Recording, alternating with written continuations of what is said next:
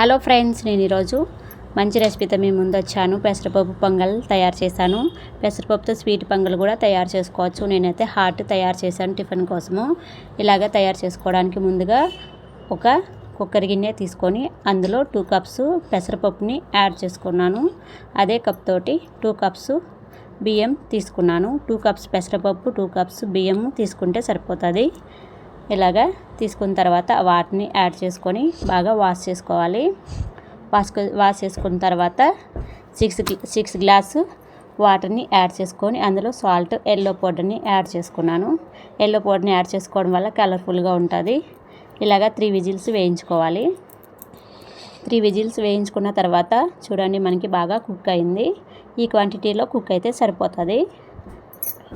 మనము ఇప్పుడు పోపు పెట్టుకుందాము. ఇక్కడ మిరియాలు కూడా యాడ్ చేసుకోవచ్చు కుక్ చేసుకున్నప్పుడే. నేనైతే పోపులో యాడ్ చేసుకున్నాను.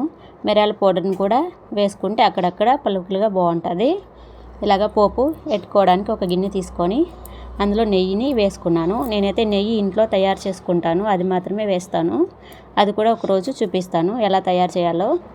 ఇలాగా జీడిపప్పుని యాడ్ చేసుకొని, నేను ఇక్కడ ఎండు ద్రాక్షని యాడ్ చేయలేదు, మీరు కావాలంటే యాడ్ చేసుకోవచ్చు.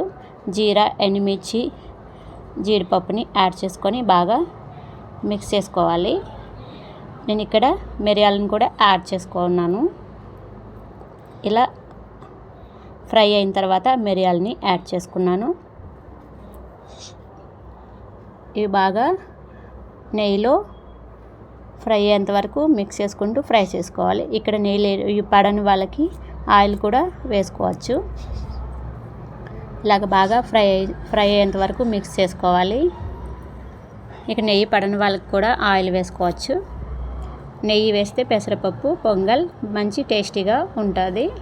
ఇలా చూడండి, మనము ఉడికించుకున్న పెసరపప్పు పొంగల్ని పోపులోనికి షిఫ్ట్ చేసుకున్న తర్వాత బాగా మిక్స్ చేసుకోవాలి. ఇలా చూడండి, పెసరపప్పు పొంగల్ రెడీ అయిపోయింది. ఇది మార్నింగ్ టిఫిన్ల కింద, నైట్ కూడా డిన్నర్ కింద కూడా మనము తినేయచ్చు.